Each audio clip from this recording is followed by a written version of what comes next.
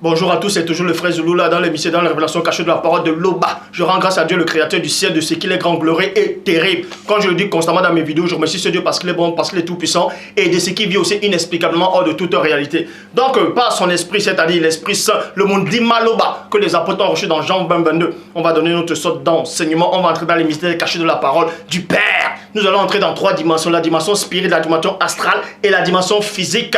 Donc vous savez qu'actuellement vous vivez un temps, une époque de confusion, une époque de doute. Plein de gens sont en proie dans le doute, dans la confusion, dans la peur. Les gens ne savent pas en fait quoi croire maintenant. Ils ne savent plus où mettre la foi. Qui croire en fait. Toutes les religions confondues, tous les hommes, ceux qui croient en Dieu, ceux qui ne croient pas en Dieu, sont complètement plongés dans le chaos. Dans le chaos, ils ont reçu un mauvais enseignement, l'enseignement de Maman Kato, l'enseignement de l'ancien jadis chérubin. Ouais. Donc aujourd'hui nous allons parler, c'est-à-dire de l'eau. Qu'est-ce que l'eau? Bon, parce que Christ dit que celui qui boira l'eau qu'il va lui donner va jaillir en lui jusqu'à la vie éternelle. On va donc donner cette explication. Qui c'est qui peut être sauvé dans ce monde, dans ce siècle? Plein de gens pensent qu'il y a un paradis qui existe. D'autres disent que non, ce sont des fables, que le paradis n'existe pas, que l'homme est venu, que le monde a été créé par le Big Bang, la création, et d'autres estiment que l'univers existe il y a de cela 15 milliards d'années. Et donc, eux, ils ne croient pas en Dieu. Bon. Et d'autres religions croient néanmoins qu'il y a un jugement, qu'il y a soi-disant un paradis, il y a un enfer. Et qu'à la fin de temps, chacun va rendre compte c'est-à-dire au Dieu qu'il aura adoré dans sa religion. Mais vous ne devez pas ignorer que Dieu existe réellement. Le Père Tout-Puissant existe réellement. Vous n'avez même pas besoin de regarder la création pour savoir qu'il existe comme Romains 1 le dit. Mais votre esprit à l'intérieur de vous montre que toute chose qui existe, tout ce qu'on peut voir à l'œil nu, ne peut pas venir par la volonté d'un homme ou par un hasard. Ça peut venir derrière, c'est-à-dire tout ce que vous voyez, il y a une intelligence derrière. Et cette intelligence-là dépasse l'intelligence humaine et l'intelligence d'une créature simple. Donc aujourd'hui, vous savez qu'il est dit dans Proverbe 19.2 que le manque de sens n'est bon pour personne. Et dans Proverbe 25.2, la gloire de Dieu est de cacher des choses et la gloire des rois est de sonder des choses. Les archéologues, les biblistes, les scientifiques et toutes sortes de religions ont essayé de sonder les mystères du Père, ont essayé de d'élucider, de comprendre les révélations cachées de ce Dieu grand, glorieux et redoutable. Mais ils n'ont pas réussi parce qu'il est dit dans Deutéronome 29.29 que les choses cachées sont au Père, les choses révélées sont à vous, sont aux créatures, sont aux humains. Mais ce Dieu terrible et redoutable dit par son Esprit Saint. Dans Jérémie 33.3, demande-moi et je te relèverai des choses cachées, des choses que tu ne sais pas. Ce que vous ne savez pas, c'est quoi? C'est qu'il est dit. Toutefois, avant de poursuivre l'enseignement, j'aimerais faire un petit coucou à la sœur Henriette. On devait se voir ce week-end, mais on n'a pas pu se voir, ainsi que son mari. Ne baisse pas les bras, ne te décourage pas. Même si on ne s'est pas vu ce week-end, ne te décourage pas. Dieu sait ce qui se passe. Rien n'arrive sans la permission du Père. Confie-toi en Dieu, n'aie pas peur. Dieu voit ton cœur. Ne te décourage pas, ne baisse pas les bras, ne sois pas en colère. Laisse le Père agir. Laisse le Père agir. Donc, je m'adresse à toi, la sœur Henriette, ainsi que ton mari, et ainsi que tes enfants aussi. Donc, soyez bénis. Donc, aujourd'hui, nous allons entrer dans les mystères, dans la révélation du Père. C'est quoi l'eau? Cette eau que Christ avait fait comprendre à la femme samaritaine, que l'eau qu'il va lui donner va jaillir jusqu'à la vie éternelle. On va donc voir avec différentes versions bibliques pour voir c'est quoi réellement cette eau-là. Qu'est-ce que Christ a voulu réellement expliquer. Et on va vous montrer qui c'est qui peut être sauvé. Qui c'est qui peut aller au paradis. Quand je vous le dis, le paradis existe réellement, mais le paradis n'est pas ce que vous imaginez. N'est pas comme vous êtes en train de concevoir, comme dans les livres des faux témoins de Jéhovah. Ils dessinent les livres, ils dessinent des gens, ils ont porté des jeans, ils sont au paradis, ils ont des chaussures, ils ont les cuirs. Bref, ça c'est les paradis humains, ça, à eux. Mais le paradis du Père est au-delà de votre imagination, de ce que vous ne pouvez même pas concevoir. Pour ça, je vous exhorte de vérifier dans Genèse chapitre 18 au verset 4 qui dit ceci. Il y a 3 anges, il y a 3 hommes, il y a 3 créatures qui sont descendues dans votre plan humain, dans le monde-ci, dans ce monde physique. Ils sont venus, c'est-à-dire sur la terre, pour un châtiment, pour châtier la ville de Sodome et Gomorrhe. Donc, quand ils étaient en train de marcher, en fait, ils ont vu, Abraham les a vus, vous voyez? Et Abraham est allé au devant d'eux. Le patriarche Abraham est allé au devant d'eux. C'est pour ça qu'il a dit dans Genèse chapitre 18 au verset 4, permettez qu'on apporte un peu d'eau, un peu d'eau. Remarquez ici qu'il n'est pas dit, permettez qu'on apporte du vin. Parce que le vin était courant à cette époque-là. Les gens, les patriarches buvaient beaucoup de vin. Les rois, les princes buvaient beaucoup de vin à cette époque. Mais Abraham dit ici, permettez qu'on apporte un peu d'eau pour vous laver les pieds et reposez-vous sous cette table. Point. Donc on vous donne la révélation ici, c'est quoi? Premièrement, on parle de l'eau. On parle de l'eau. Qu'est-ce que cette eau-là symbolise? Cette eau-là symbolise quoi dans le plan spirituel? Ces trois anges-là sont descendus. Et quand ils ont marché, ils ont soulevé la poussière. Et les pieds étaient sales. Et ils étaient fatigués parce qu'ils avaient pris l'apparence humaine. Selon que Abraham a vu d'eux. Mais est-ce qu'ils étaient réellement fatigués? Mais toujours est-il que les pieds étaient sales. Parce qu'ils ont marché sur la terre. Et les pieds étaient pleins de poussière. Et Abraham, le patriarche, a dit, on va vous ramener un peu d'eau. On va vous ramener un peu d'eau. Et c'était comme ça dans l'Afrique ancestrale. Dans les temps jadis, quand quelqu'un fait un voyage, il vient dans un village en Afrique, la première chose qu'on lui présente, c'est de l'eau. Et cette eau-là symbolise quoi?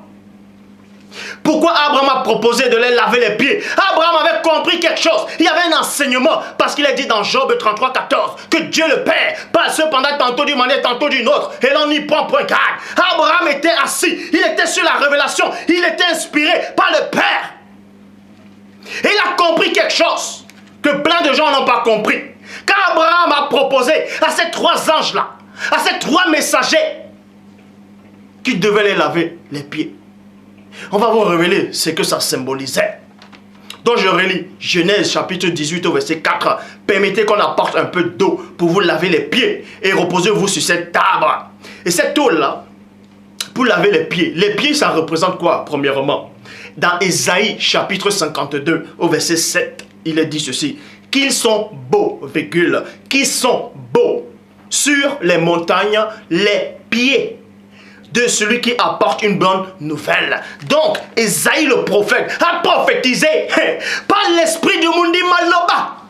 Dans Ésaïe 52, verset 7, qu'ils sont beaux, les pieds, c'est-à-dire sur les montagnes, les pieds de celui qui apporte la bonne nouvelle. Qui sont beaux, vous voyez.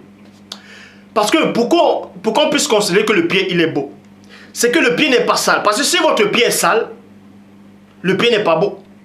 Même si votre pied est bien formé et qu'il est sale, on ne dira pas qu'il est beau. Donc il a fallu que Abraham avait compris cette révélation. C'est pour ça qu'il a porté de l'eau pour nettoyer les pieds de ses messagers. Parce que ces messagers apportaient une bonne nouvelle pour le peuple du Père. Pour restaurer Lot qui souffrait dans cette ville abominable. Et Abraham a porté de l'eau. Et cette eau-là a lavé les pieds de ces messagers-là. Pour que les pieds soient beaux. Pour qu'ils apportent la bonne nouvelle. C'était une représentation symbolique de ce qui va arriver plus tard. Donc, si vous lisez Genèse 18, verset 4, la révélation c'est que Abraham a voulu laver les pieds de ces anges-là parce qu'il avait compris Ésaïe 52, verset 7. Que les pieds qui sont beaux, les pieds de celui, c'est-à-dire qui apporte l'évangile. Donc, pour que les pieds soient beaux, il faut que les pieds soient propres. Donc Abraham a voulu accomplir ce que Ésaïe avait prophétisé. Quoi qu'il n'a pas vu Ésaïe, mais l'Esprit de Dieu au-dessus du temps et de l'espace. Vous voyez. Donc, Jean chapitre 4 au verset 6 à 7, dans la Bible du Semeur, il est dit ceci. Bon, vous voyez que Christ, il a marché. Il est arrivé dans une ville de Samarie, il a vu une femme samaritaine. Mais avant de voir la femme samaritaine, avant il était d'abord avec ses apôtres sont allés acheter des vivres. Et dans Jean chapitre 4 au verset 6 à 7, il est dit ceci dans la Bible du Semeur. C'est là que se trouvait le puits de Yukuba. Christ fatigué, vous voyez, même les anges là aussi, on vous montre d'abord que les anges là, ils sont venus, on les a lavé les pieds. Après ils ont mangé tout ça là. Mais Christ lui, il était fatigué parce qu'il avait un corps physique, il était né humain, il était humain, il avait un corps physique, mais il est né miraculeusement, mais il avait un corps physique, mais il était fatigué du voyage. Assis au bord d'un puits, il était environ midi. Point. Une femme samaritaine vint puiser de l'eau. Une femme samaritaine vint puiser de l'eau. Point. Christ s'adressa à elle. 2 points. S'il te plaît, donne-moi à boire. Donne-moi à boire un peu d'eau. Donne-moi à boire un peu d'eau. Vous voyez, selon cette version, c'est écrit ainsi. Donne-moi à boire un peu d'eau. Verset 9.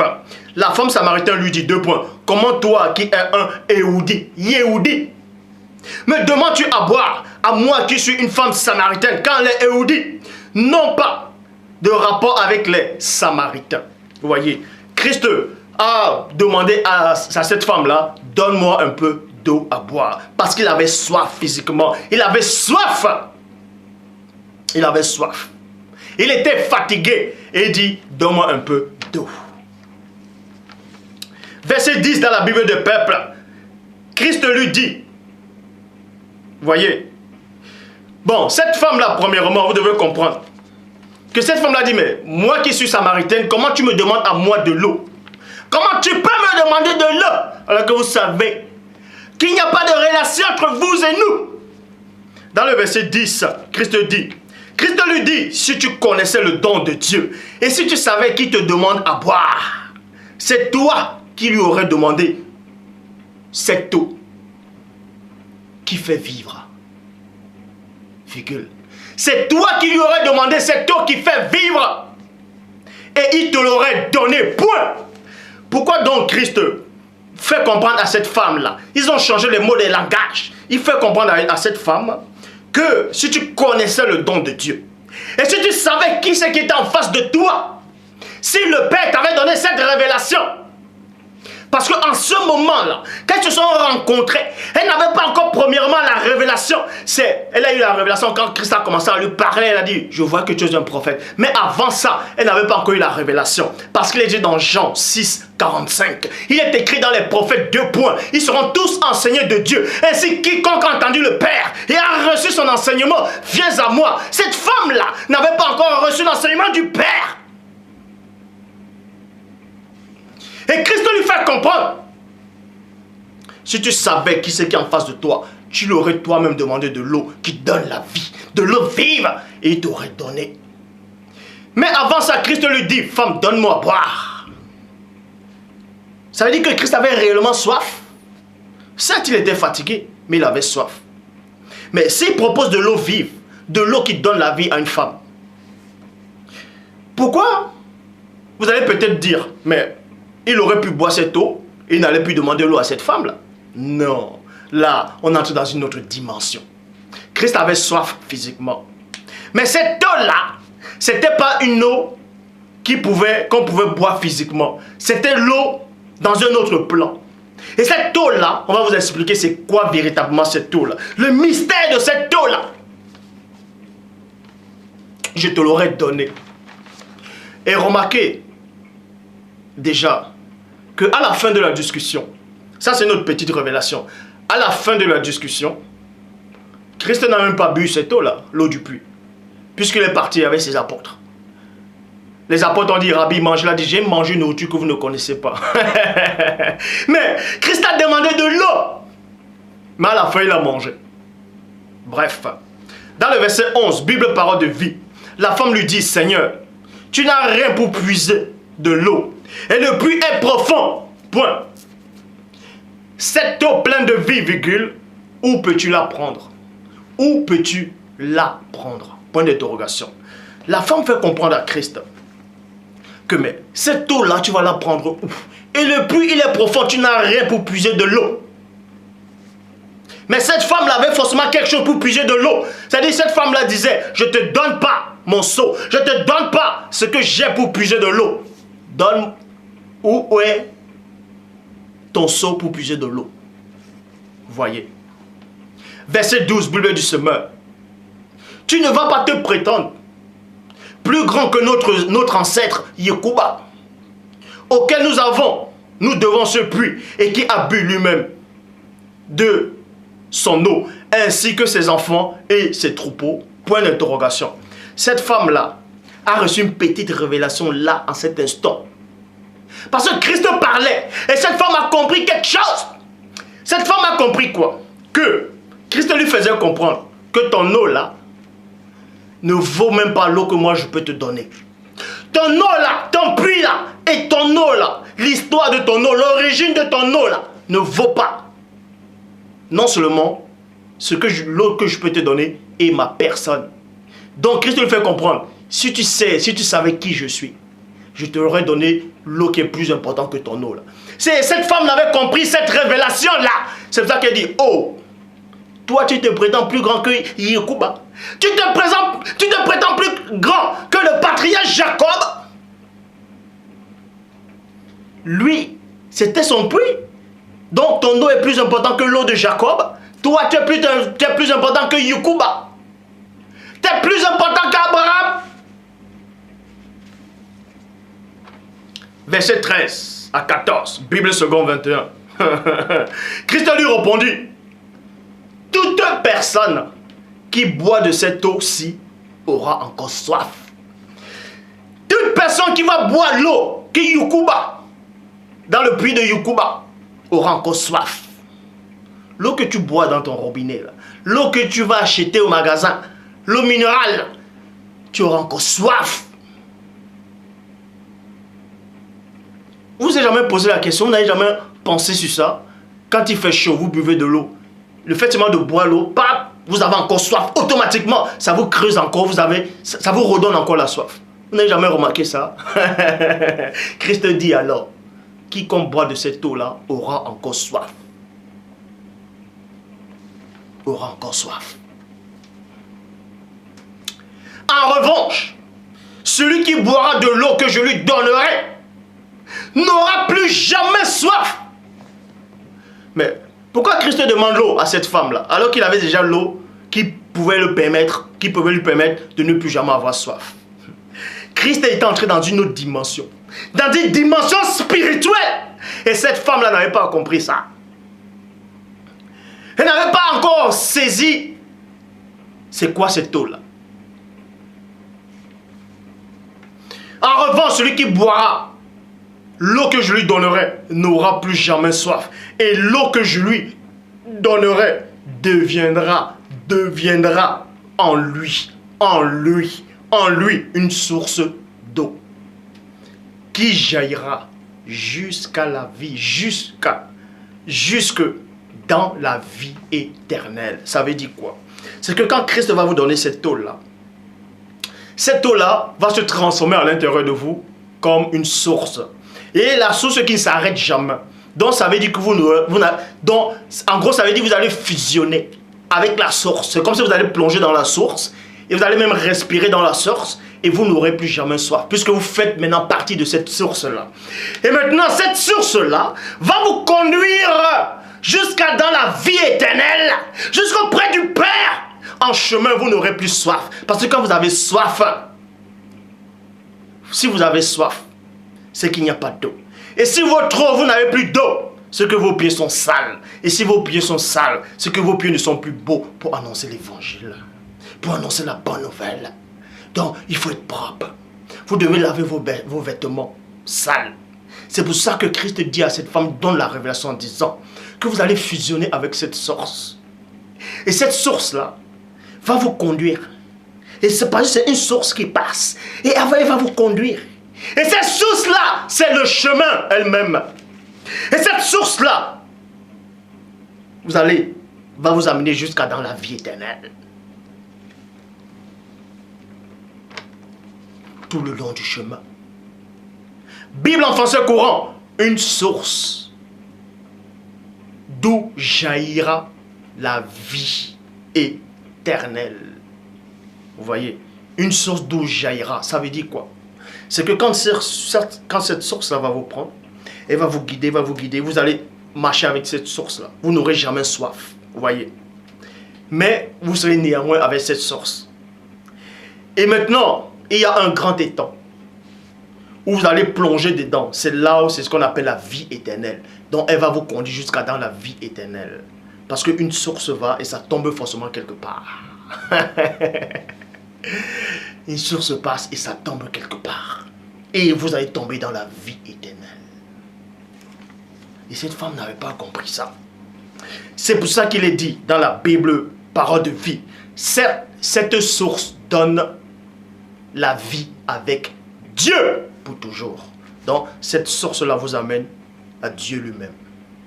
Cette source-là, non seulement, elle vous donne, elle vous permet de ne plus avoir soif en chemin, elle vous permet de ne plus être sale en chemin. Vous voyez?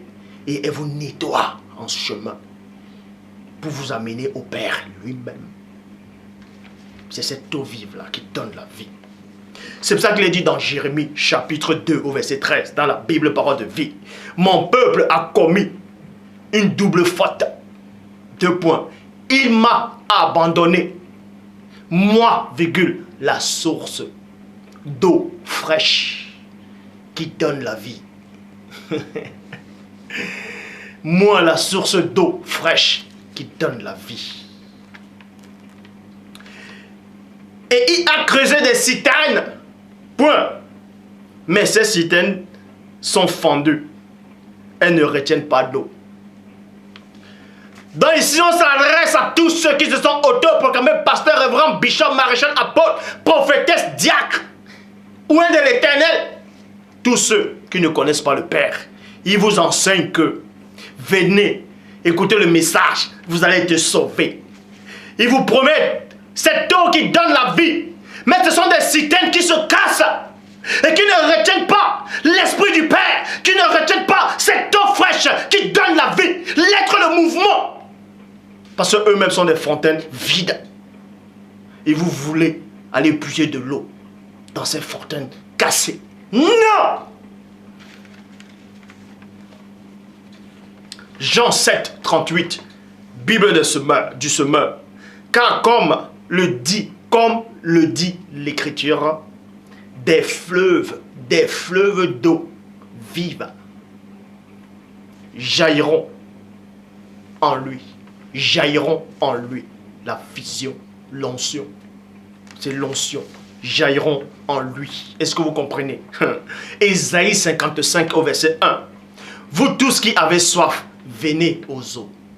Vous tous qui avez soif, venez aux eaux. Donc vous dit ici, tous ceux qui veulent marcher avec le Père, tous ceux qui veulent connaître le Père, venez. Venez. Parce que venez là, c'est quoi? Quand on dit vous tous, ce sont des phrases, ce sont des mots, c'est un langage. Donc c'est un enseignement. On vous enseigne pour vous amener dans cette source-là, pour vous faire boire de cette eau qui donne la vie. Jean chapitre 7 au verset 37. Le dernier jour, le grand jour de la fête, Christ se tenait debout, s'écria, si quelqu'un a soif, qu'il vienne à moi et qu'il boive. Point. Certains gens vont dire que c'est Christ qui est cette eau-là. Non, Christ n'est pas cette eau.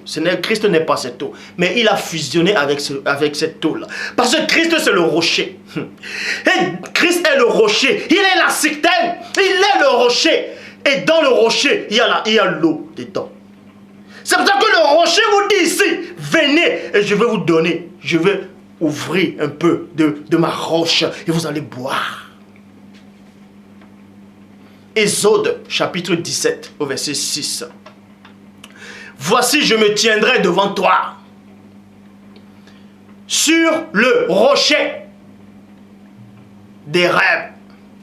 Tu frapperas le rocher et il en sortira de l'eau. Et ce rocher-là, c'était Christ. C'était le premier-né. Et le peuple boira, point. Et Moïse fit ainsi aux yeux de tous les anciens. 1 Corinthiens chapitre 10 au verset 4 dit ceci. Et qu'ils ont tous bu le même, et qu'ils ont tous bu le même breuvage spirituel. Car ils buvaient à un rocher spirituel qui les suivait. Et ce rocher était Christ. On n'a pas dit que cette eau-là était Christ, mais Christ était ce rocher-là. Vous voyez.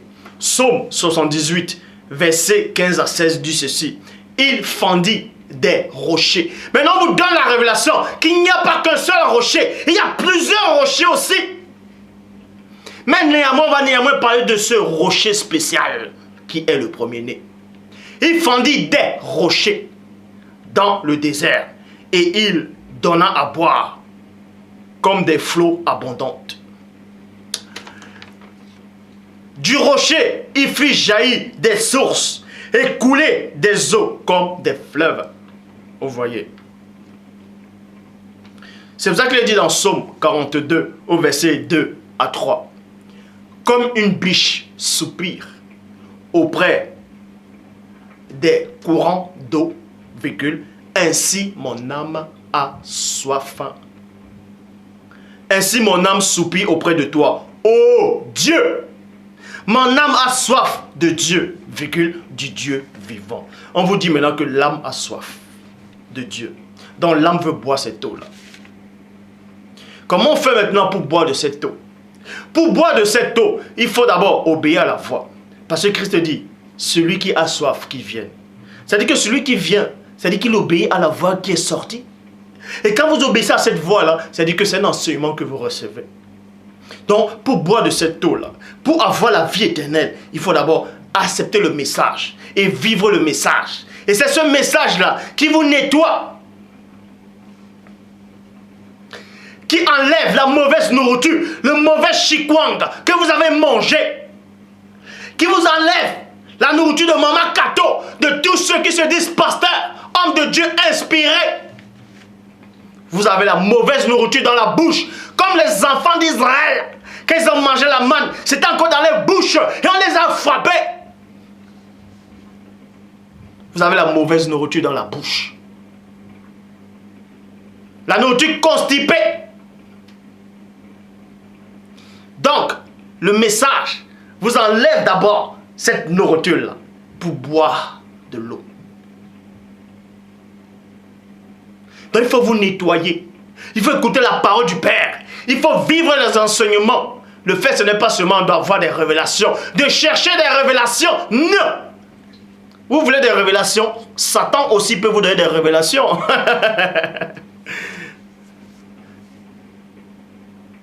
Écoutez la révélation. Donc, comme dit quelqu'un, faites très attention. Donc, vous écoutez le message. Vous mettez le message en pratique. Vous vivez le message. Et ensuite, ça vous enlève toute la mauvaise nourriture. Ça vous enlève tout ça. Et vous buvez de l'eau. Vous buvez de l'eau. Vous buvez de l'eau.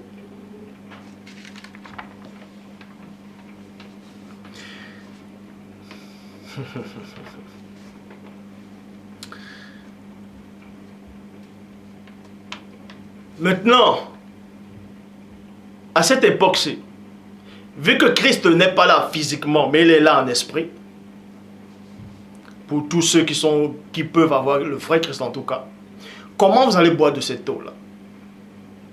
Je vous dis maintenant, vous tous qui avez soif, venez et je vous donnerai de l'eau. De l'eau vive qui donne la vie.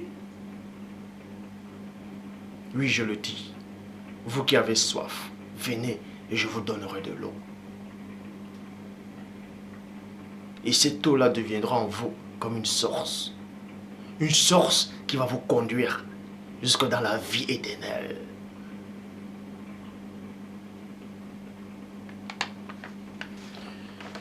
Ésaïe 44, verset 3. Car je répandrai des eaux sur le sol altéré. Je répandrai des eaux sur le sol altéré. Et le sol, l'homme vient du sol. L'homme vient du sol. Et le Père dit ici, par Ésaïe le prophète, qui va répandre de cette eau-là sur le sol altéré. Et des ruisseaux sur la terre desséchée. Je répandrai mon esprit sur ta race et ma bénédiction sur tes rejetons. Jean chapitre 19 au verset 34. Mais l'un des soldats. On va vous révéler maintenant comment Dieu repent de cette eau là sur le sol altéré. Et ces ruisseaux là sur la terre, il desséchait. Jean 19 verset 34. Quand le premier-né était sur le bois, quand il est mort, il y a un soldat qui s'est ramené. Il a pris une lance. Et on dit, mais l'un des soldats lui perça le côté. Lui perça le côté. On vous donne la révélation que Ève est sortie du côté d'Adam, de la côte d'Adam. Mais ce soldat la prend une lance. Il perce aussi le côté. Il pape. Et on vous donne la révélation avec la lance. Et aussitôt, il sortit du sang. On a commencé par le sang. Pourquoi? Aussitôt, il sortit du sang et de l'eau. Le Père vous aime vraiment.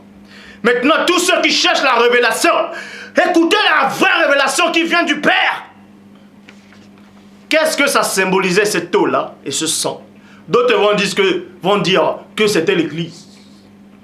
D'autres vont dire que c'est l'épouse qui sortait. Mais la parole, la révélation du Père vous dit ici.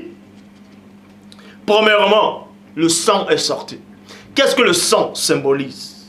On va vous donner plusieurs révélations là. Mais la bonne révélation, c'est quoi? Le sang symbolise quoi? L'âme. Le sang symbolise l'âme. Lévitique 17, verset 14. Car l'âme de toute chair est son sang qui est en elle.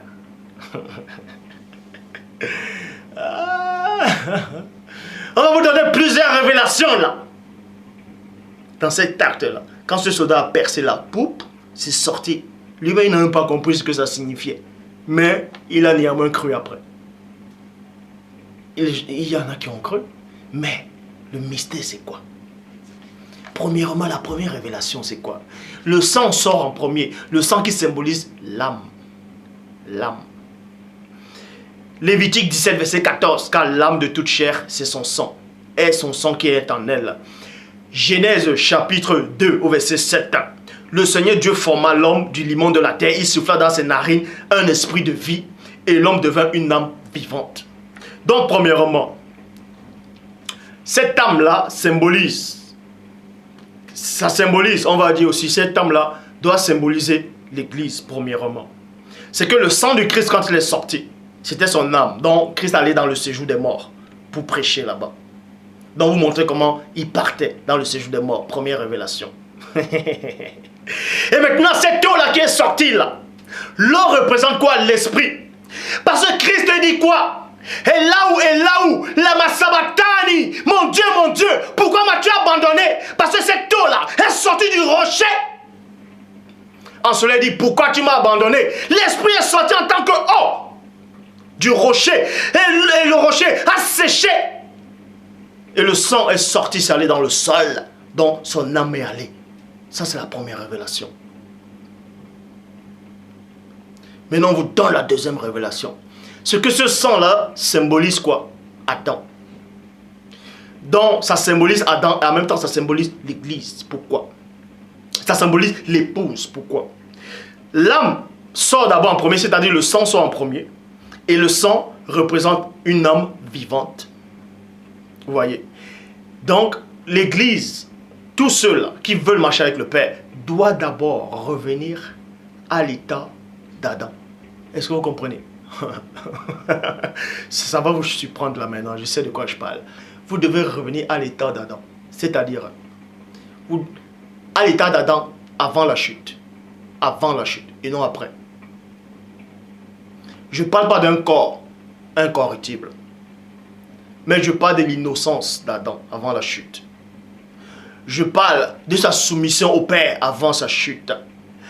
Christ vous a montré, c'est une représentation symbolique. Donc l'âme sort en premier et ensuite l'eau après. Donc quand vous revenez à cet état d'Adam, là, adamique, là, donc quelqu'un pur, saint, c'est ça que l'Église doit avoir.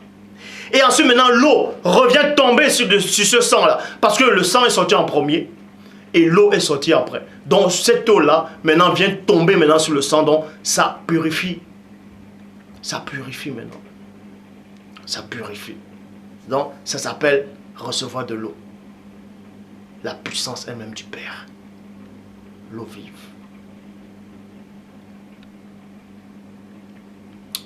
Et c'était une représentation symbolique. Donc, le sang du Christ là, qui s'est écoulé, représentait l'Église plus tard qui devait arriver. L'Église, un sang glorieux, un sang pur. Parce que le sang de Christ était pur. Est-ce que vous savez? Le sang de Christ, c'était son âme. Et on sait que Christ n'avait pas péché. Donc le sang sort d'abord. Et ensuite l'eau. L'eau qui représente l'Esprit du Père. Donc, et la troisième révélation, c'est quoi? C'est que premièrement, vous devez vivre à cette époque comme le sang de Christ. C'est-à-dire comme l'âme de Christ. Comme le Christ, comme il a vécu sur terre. Mais vous allez dire que c'est pas possible. Mais bien sûr, c'est possible. Puisque Paul il dit quoi? Soyez mes imitateurs comme je le suis en Christ. Alors, Paul a été imitateur de Christ. Comment il a fait? Il a fait la magie? Non. Parce que l'eau était en lui comme une source. Et c'est cette eau-là qui permettait à Paul de Tarse d'être exactement comme le Christ. On ne vous demande pas de faire des miracles, mais d'être obéissant comme Christ le faisait. Parce que Christ dit, qui parmi vous peut me convaincre de pécher? Donc, parce que cette eau-là est en lui. Il avait fusionné avec cette eau-là. Et cette eau-là ne le permettait pas. Quand on jette quelque chose dans l'eau, donc faites attention. Donc, premièrement, on vous montre. Et la troisième révélation, c'est quoi? L'âme sort. Vous voyez? Vous devez d'abord vivre à l'état actuel.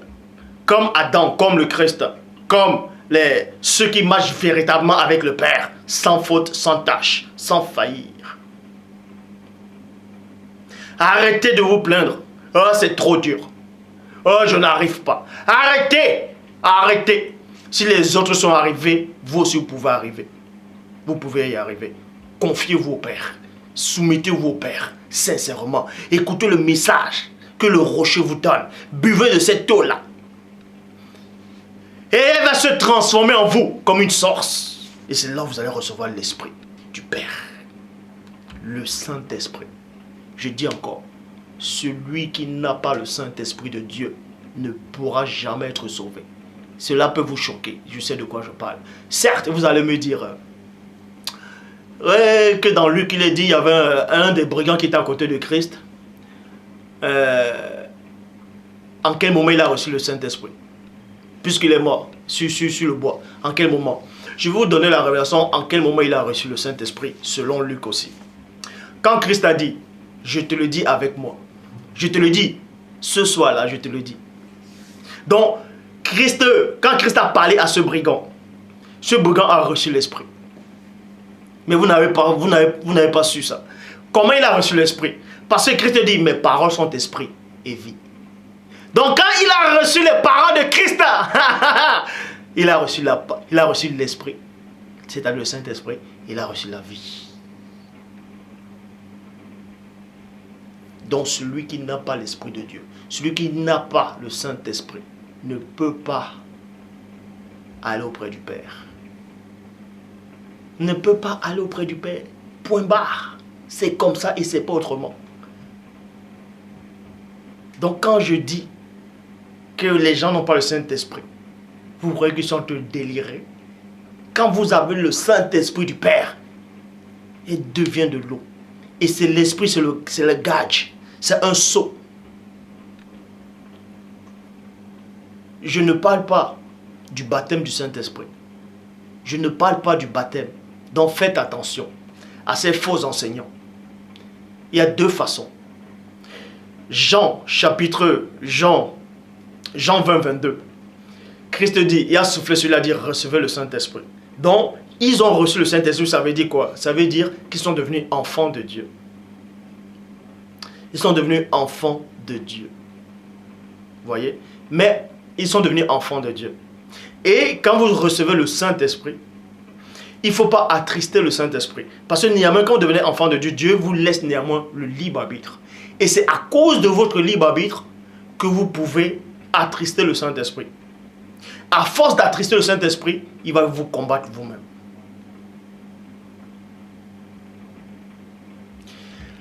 Maintenant, la deuxième étape, c'est quoi? C'est recevoir le baptême du Saint-Esprit. Actes des Apôtres, chapitre 2, verset 4. Recevoir le Saint-Esprit, c'est quoi? C'est recevoir la puissance de Dieu et recevoir les dons. Ce sont les dons après. Ce sont les dons spirituels. Vous pouvez avoir le don de la sagesse, la connaissance des Écritures, la connaissance de la connaissance, selon Dieu bien entendu. Vous pouvez avoir le don de la foi, le discernement des esprits, les prodiges, les miracles, les parler en plusieurs langues humaines, de beaucoup de choses. Or, dans Corinthiens, 2 Corinthiens 12, on parle plutôt de 9 dons. Mais il existe plusieurs d'autres dons en fait. Il existe d'autres dons. Il existe d'autres dons qui ne sont pas mentionnés dans Corinthiens, mais qui n'est pas nécessaire forcément pour vous. Mais toujours est-il que celui qui n'a pas le Saint-Esprit de Dieu ne peut pas être sauvé. Et ça, on va vous le démontrer.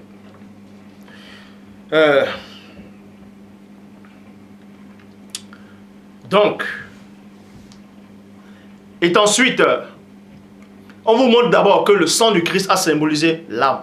Et l'âme, Adam, le premier homme, était une âme vivante. Donc vous devez être à l'état de cet homme-là, premièrement. Quand vous devenez à l'état de cet homme-là, c'est-à-dire que vous recevez le Saint-Esprit. Donc, puisque Adam, c'est-à-dire vous recevez le Saint-Esprit. Et deuxièmement, et maintenant l'eau qui sort maintenant là, symbolise quoi? Ça symbolise que vous devez maintenant fusionner avec le Saint-Esprit, ne pas attrister le Saint-Esprit. En fait, premièrement, ce sang-là symbolise quoi? Ça symbolise que vous devenez comme Adam. Et vous êtes guidé par l'Esprit. Vous voyez? Et maintenant, l'eau maintenant représente quoi? Celui qui a reçu le Saint-Esprit et il marche avec l'Esprit. C'est pour ça qu'il est dit dans Jean, chapitre 3, au verset 5, dans la Bible du Semeur. Vraiment, je te l'assure, reprit Christ, à moins de naître d'eau, c'est-à-dire d'esprit. Là, on ne parle pas du baptême d'eau. C'est complètement faux. Dans les versions bibliques, là, les versions des Bibles qui disent celui qui ne naît d'eau et d'esprit ne peut entrer dans le royaume de Dieu. Ça, c'est une mauvaise traduction.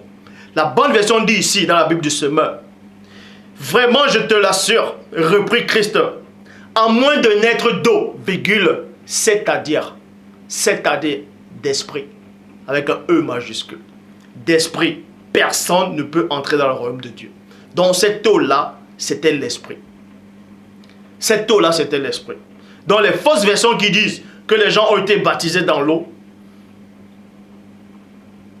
il y a des disciples qui ont été baptisés dans l'eau, ils ont été baptisés dans l'eau, mais ils n'ont pas reçu le Saint-Esprit. Et Paul lui dit, mais comme vous êtes donc baptisés de quel baptême là? Donc ça contredit toutes les fausses versions là. La bonne version dit encore, l'eau là, le baptême d'eau là, c'est quoi? Ce n'est pas ce que vous imaginez, c'est le Saint-Esprit. Celui qui ne naît pas du Saint-Esprit, il ne peut pas entrer dans le royaume de Dieu. Et quand on a le Saint-Esprit, on voit les œuvres, on voit la manière. On voit on sait qui c'est qu'a le Saint-Esprit. On sait.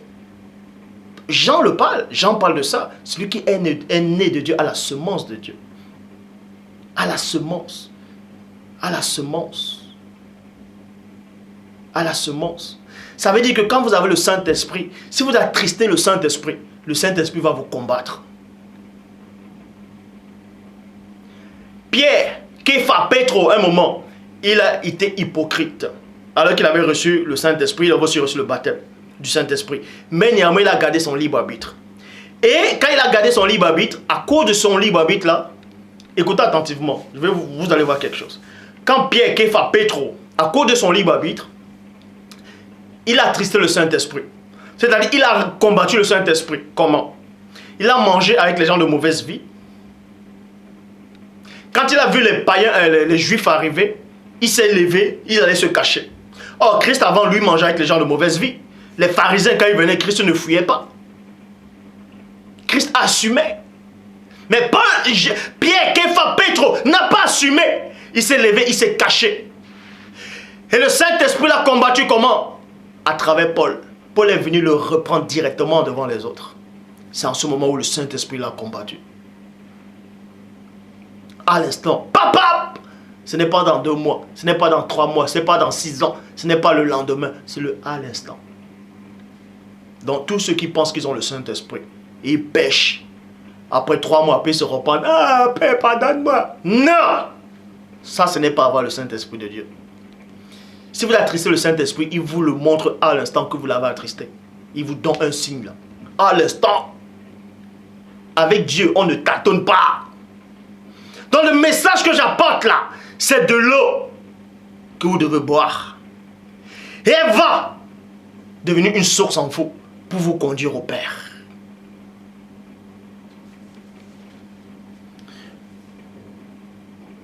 Il existe d'autres cas maintenant. Quand vous avez l'Esprit de Dieu, dans la plénitude totalement, c'est-à-dire pas les prémices de l'Esprit, bon, Dieu fait grâce à qui il veut. C'est pour ça que même parmi ceux qui marchent avec Dieu, il y a des exceptions, il y a des privilégiés. Jérémie était privilégié. Pourquoi? Parce que quand vous lisez Jérémie, le livre de Jérémie, il dit quoi? Quand il décide même de ne pas faire mention de Dieu, de ne même plus parler de Dieu, il y a comme en lui un feu qui le dévore. Il a envie même d'arrêter ce feu-là, mais il n'arrive pas. Ça veut dire quoi? Jérémie, à un moment, il veut avoir son libre arbitre. Il veut avoir son libre arbitre.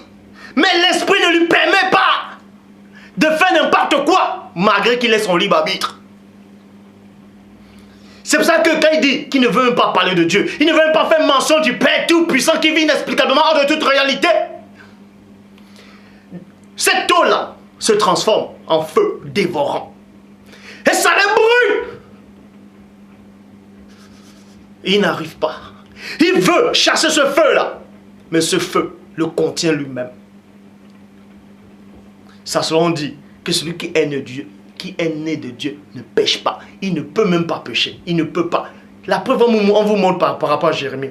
Jérémie veut avoir sa propre pensée. L'esprit dit, tu vas où? Oh! Tu vas rester là. Tu ne veux pas faire mention de moi? Oh! Non. Moi, je t'ai choisi pour faire mention de moi. Avant que tu sois, je t'avais déjà consacré. Et tu veux suivre quelle route là? Non. Sans cela, on dit, celui qui est né de Dieu ne pratique pas le péché. Et il ne peut même pas. Ça veut dire, même s'il a la volonté de vouloir faire le mal, il n'arrivera même pas. Parce que la semence de Dieu qui est là, cette eau-là va l'empêcher de le faire. Et c'est à ce stade-là que vous devez arriver. Pour arriver devant le Père. Maintenant, vous croyez, maintenant vous dites, waouh, c'est dur, hein? Mais comment on va faire? Arrêtez de dire comment on va faire. Parce que quand vous dites comment on va faire, c'est-à-dire que vous vous appuyez sur votre propre pensée pour vouloir marcher avec Dieu. Non. Laissez Dieu agir. Arrêtez de dire comment on va faire. Tu dis, Père, me voici, envoie-moi. Me voici, comme Esaïe le prophète. Qui vais-je envoyer? Me voici, envoie-moi. Toi là qui me regardes, va devant le Père. Tu dis, Père, me voici, transforme-moi comme tu veux. Non pas ma volonté, mais que ta volonté soit faite. Il faut suivre le message.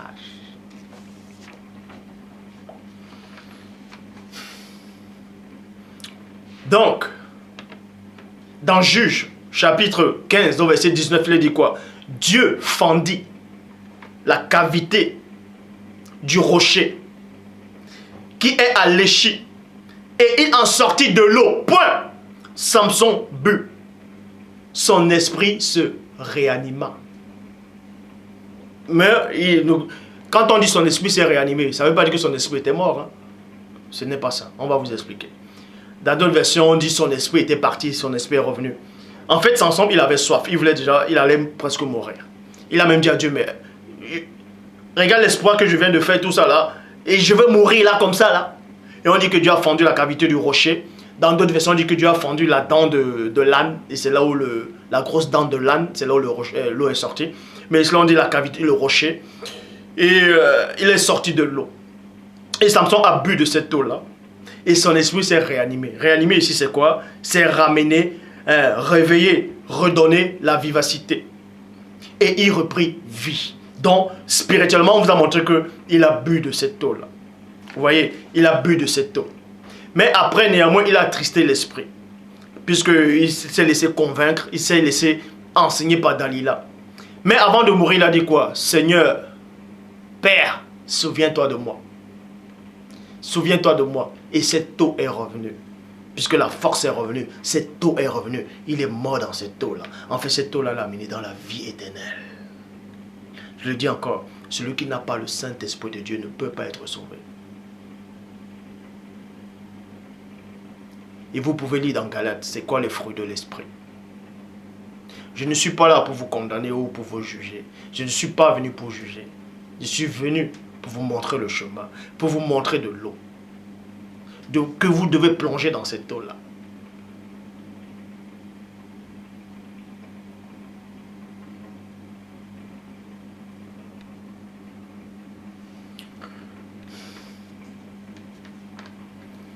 Bible français courant. Mais le moment vient. Bon, dans Jean chapitre 4 au verset 23, dans la Bible de Jérusalem, il est dit, mais l'heure vient et c'est maintenant où les véritables adorateurs adoreront le Père dans l'esprit. Et la vérité, car tels sont les adorateurs que le Père, que cherche le Père. Bible en français courant.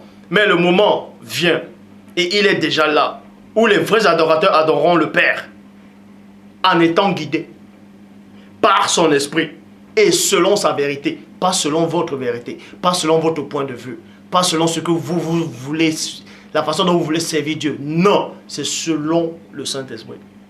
Selon le Saint-Esprit.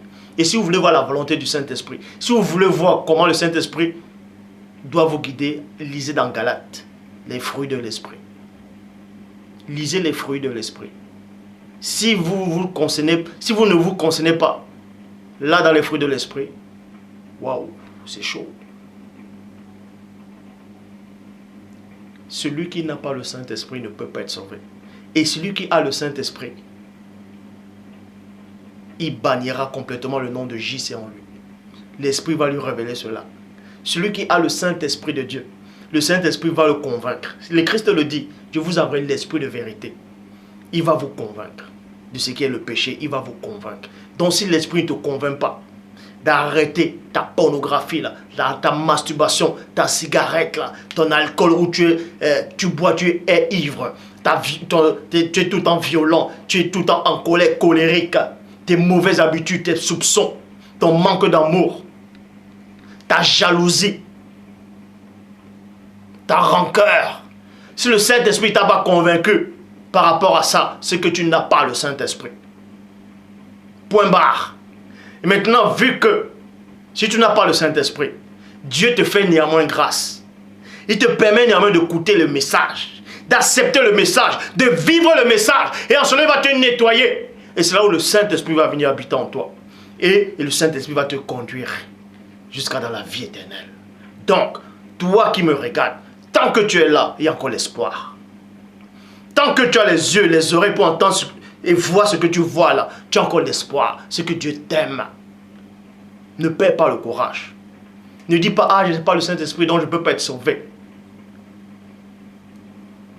Remercie juste Dieu de ce qui permet que tu écoutes ce message et que tu acceptes le message et que tu vives le message. Donc visionne les vidéos et accepte le message et vis le message. Et le Saint-Esprit va te nettoyer. Il va te donner la force de vaincre le péché mignon qui s'attache dans toi. Cette eau-là va nettoyer ça. Donc, ne perds pas espoir. Car Dieu dit, ce que je veux, ce n'est pas que le méchant meure. Ce n'est pas que le pécheur meure. C'est qu'il change de voie et qu'il vive. Ça, c'est la pensée de Dieu. Et c'est pour ça qu'il vous envoie ce message-ci, là. Cette vidéo, acceptez le message. Car la parole que je vous annonce est esprit et vie. Car ces paroles que je dis ne viennent pas de moi, mais de celui qui m'a envoyé, celui qui vit inexplicablement hors de toute réalité. Et c'est toujours lui qui est glorifié. Que le Père soit glorifié.